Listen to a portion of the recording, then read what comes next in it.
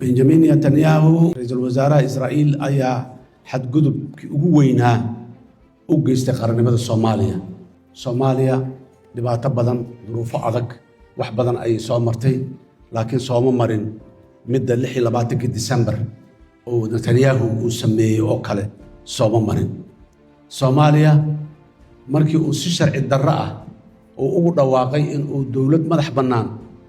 u aqoonsanayo deegaanada waqooyi galbeed ee dalkeena tallaabada Netanyahu qaaday waa mid aan marnaba la aqbali karin gaf iyo gardarro ku ah dhammaan qawaaniinta caalamka heshiisyada iyo shuruucda dunida ay ku dhaqanto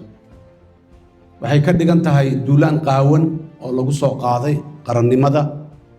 madax bannaanida iyo midnimada dhuleed iyo dadeed ee Jamhuuriyadda Federaalka ee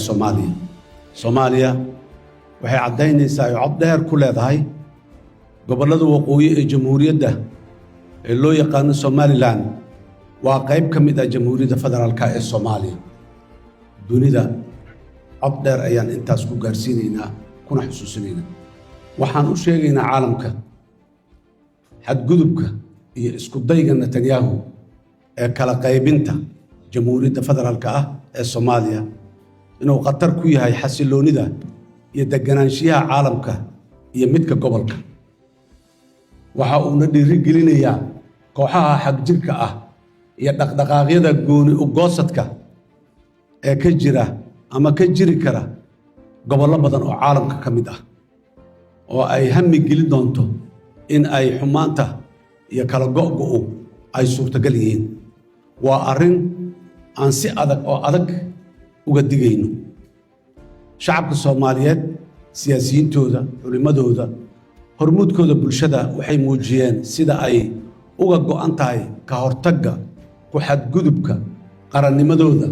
taas oo fariin cad u ah Netanyahu iyo kuwa la midka ah iyo in ay u goobi doonaan isku daygooda guracan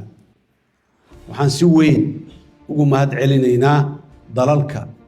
aan saaxiibada nahay iyo kuwa aan walaalaha nahay iyo hay'adaha gobolka iyo kuwa caalamka ee sida adag uga hor yimiday xadgudubka uu ku kacay Netanyahu